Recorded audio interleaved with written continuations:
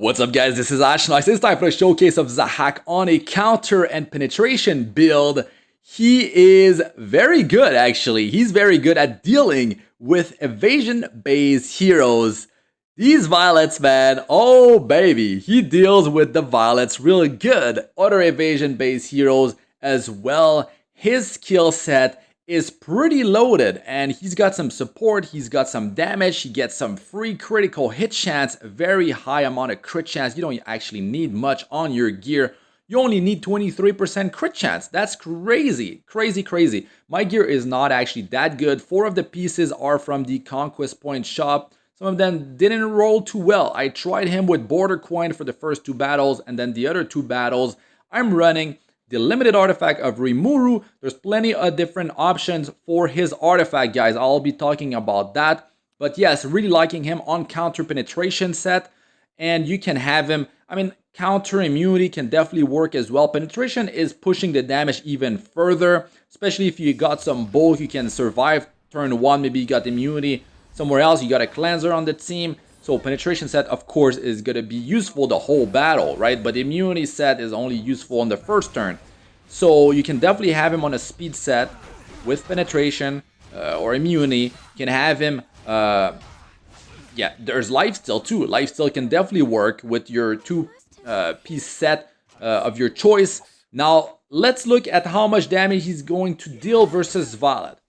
Now, in the first battle, I won't have attack buff. The second battle, I will have attack buff. And, Border Coin is building his attack. I use it, once, I believe, before actually dealing damage on battle 1 and 2.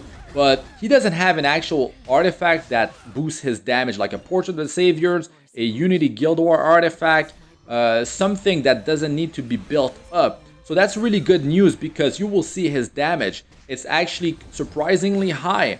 And I don't actually have that much attack, guys. I don't even have 3,000 attack. He's at like 2,800, low 2,800 attack. So very good news right there. My stats are pretty realistic. I'm running double health percentage main stat, ring and boots. I don't even have attack percentage on any of them. So that's another good news. It's easy for you to reach 3,000 or more attack. So I don't actually have good boots with attack percentage main stat on a counter set, sadly. But if I did, I would try him out on that. I think he's viable with 17,000 health as a bruiser in a turn 2 team. 12,000, over 12,000 damage with no attack buff, guys. No attack boosting artifact. I mean, the Border Coin, I think, got 1 stack. So, yes, I do have 10% more attack because of that. I believe I used the S2 on Billion to save her, actually. So, yeah, the skill 2, able to, keep himself alive longer, able to keep a teammate alive longer. The barrier seems to be about 20% of the target's maximum health from the skill number 2. It's you target an ally, it will give the barrier to himself and the ally, and also removes up to 2 debuffs from himself and the ally that you chose. That's really good, right? And it feels good to actually have 3 skills that you can use and not have a passive. So that's something right there. So this hero, actually, his skill 3 is really loaded, right? He's got injury, he can destroy up to 35% of the target's maximum health. So even if you don't take the target down with the skill 3, maybe you don't have an attack buffer, right? So you inflict the injury, and the next time you use the skill 3 versus an evasion-based hero like Violet, if you survive, because you stack those layers of protection, you have Aureus, maybe you have Adamant Shield, you got maybe defense buff on your team, you got Soul Weaver, you're healing your team, keeping your team alive, and then you can use the skill 3 again, and then you will pop that evasion-based hero on the second pass. For sure, it's guaranteed. That's the thing, that's really good right there. He's got the 50% hit chance, he's got the 50% critical hit chance for free on the skill 3 and the skill 1, I mean both of his attack skills. So really good right there. The crit chance definitely helps a lot to build more bulk, more offense, or both, maybe more speed. He doesn't need effectiveness, doesn't have any debuff. which is also a pro in quite a few situations. So that's good. That's good. And he doesn't die after he used skill 3, because he does get invulnerability. Unless they remove it or you have enabled to buff debuff. But yeah, so all that stuff is happening on the skill number 3. Really good stuff. I really like injury on a single target attack. You can really single out that big threat hero and work on it. Work on the hero. Maybe inflict more injury. Maybe you're running him with another injury-based hero. By the way, I really like the performance of Phyllis. She helps a ton. The first team I had Phyllis with with Angelic Montmorency. You know, by the way, guys, I have showcases for pretty much every hero in the game, so I do invite you to go and check them out if you're wondering about the performance of certain heroes. You know, 15 skill ups on my heroes, give you guys my thoughts. I review the hero at the same time. So I got different teams for you guys. That's how I like to showcase my my videos, and I definitely want to try him on a speed set. So that's another video to look forward to, and maybe a life steal later down the line. I feel like he definitely has different viable builds. There's multiple artifacts that he can put to good use. That's another good news right there. I mean, you could have the free Guild War artifact, a symbol of unity. That's a great one, especially if you're fighting heavy evasion-based teams that have more than 50% evasion, right? Remnant Viad, let's say. So that's really good. You're going to have 70% hit chance on the skill number 3, helping you to guarantee to land that hit, because it's quite invaluable to guarantee a hit versus an evasion-based hero, because they might be banking on that evasion a bit too much. But he says no, he's gonna land that hit and potentially take that hero out of the equation. Now, the damage, the multiplier on the skill 3 seems surprisingly high considering I don't have an attack-based artifact, right? Considering I don't even have 3000 attack, 2800, low 2800 attack only. Very realistic, you guys can hit that number pretty easily. I'm running double health percentage main stat. One on the ring, one on the boots. So if you have one of those, attack percentage is going to be easier for you. You're going to be able to deal more damage. So that's really good news right there. My rolls are not that good on my gear too. That's something else that you have to keep in mind. So I'm very happy with his performance. Now, should you bring him versus a team that doesn't have any evasion-based hero? Well, his kit is still really strong. That hit chance, if you think about it, 50% hit chance, you can counter a fire hero. Like, you can hit your attack versus fire, because if you are at elemental disadvantage, you need 50% hit chance to counter that, to guarantee that you land your attack unless they have some evasion, unless you have decreased hit chance debuff. Another thing, hit chance, the hit chance that you have can counter the decreased hit chance from decreased hit chance debuff. So with the skill 3, even if you have decreased hit chance, you're going to be able to land your attack unless they have some evasion. So that's another cool thing right there. But he doesn't have the evasion on the he doesn't have the hit chance on the skill number 1. So you got to remember that. The crit chance is on his S1, S3. So reliable right there. You only need 23% crit chance on him. Very easy to actually reach that amount. I feel like 19,000 health, almost 20,000 health is sort of like overkill. It really depends on the rest of the team that you're running with him, right? If you got those layers of protection, then you're going to be able to keep him alive longer. So yeah, artifacts, a lot of different options. Let's talk like Border Coin, right? That's one of them. Tried it. I feel like the battle really needs to drag on, and it won't drag on that much in World Arena because the frenzy is building up. Maybe it's a better artifact for Guild War or Arena versus DAI versus instead like of using it in World Arena. You might want to open with the skill 3 and then follow up with more damage. It doesn't mean you want to use the S2 early on to like sort of like build up the Border Coin, and it has a 4-turn cooldown. Sigurd Sight, if you trying to get some lifesteal for himself when he drops below 50% health. He also gets 25% more attack, so that is more damage right there. Very good artifact if you want to relieve some pressure off of your healer, right? So they don't have to babysit Zahak. That's definitely a viable option right there. And you know, other artifacts like Merciless Gluton, you got some damage increase. If you down the target, you're pushing the combat units of your team. So that's another cool one.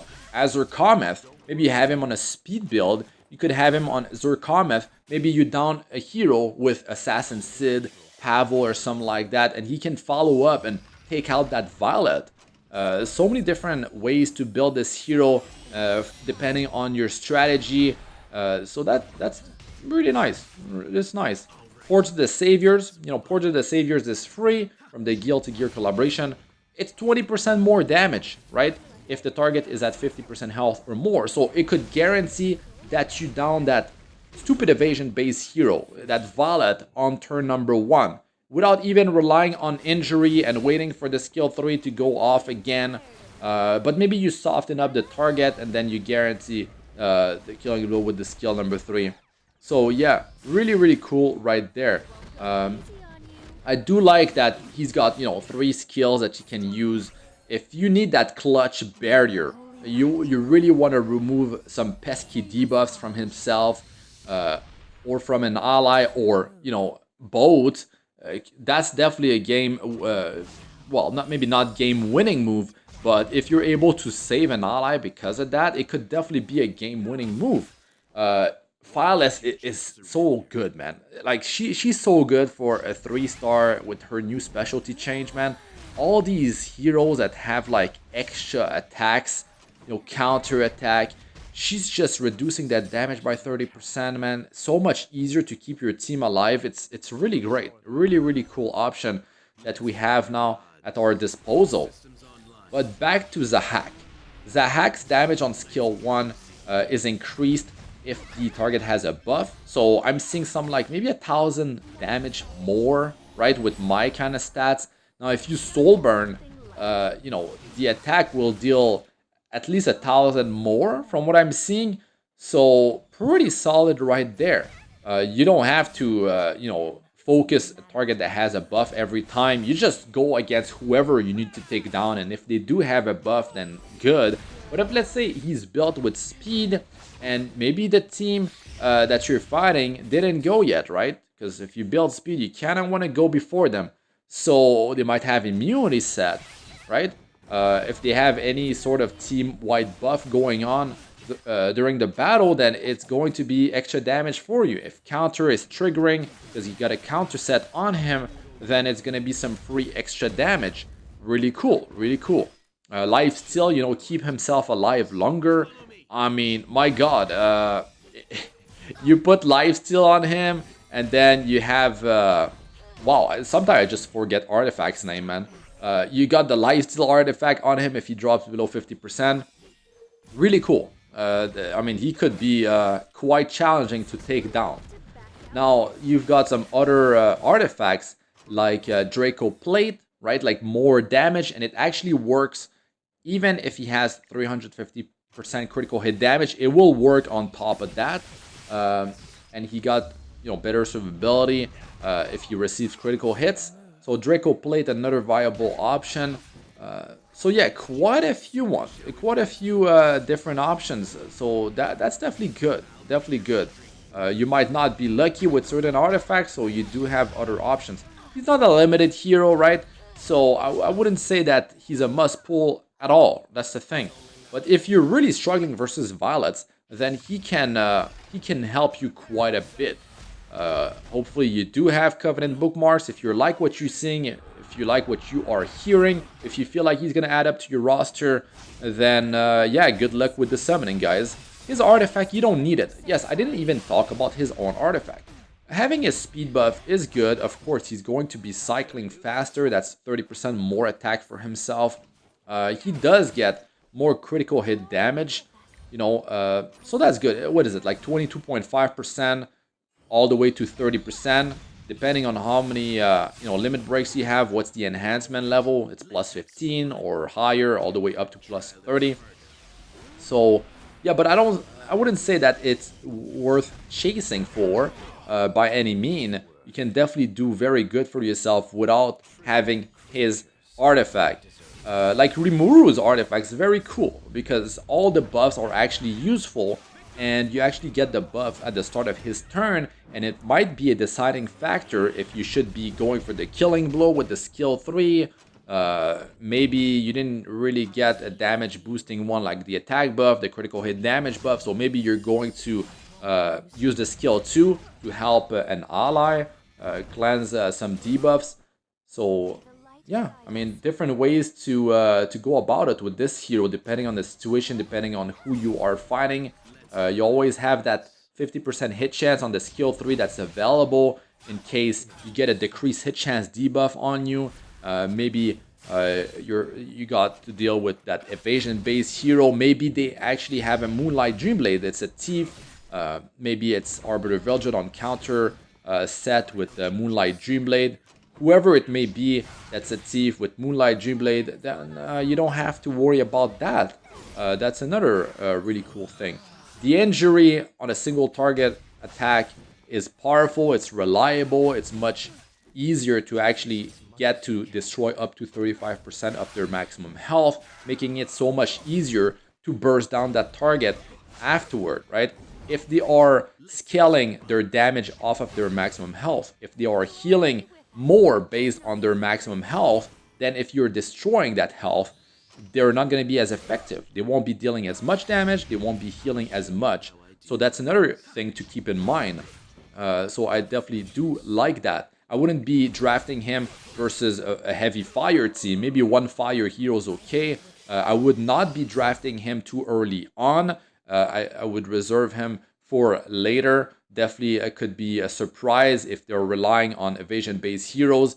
Maybe they're just gonna ban him because he's pretty deadly, man. He doesn't need that much offensive power, but his multiplier is there. It's there. He is quite devastating, and he's got damage increase on skill 3. He's got damage increase on the skill number 1.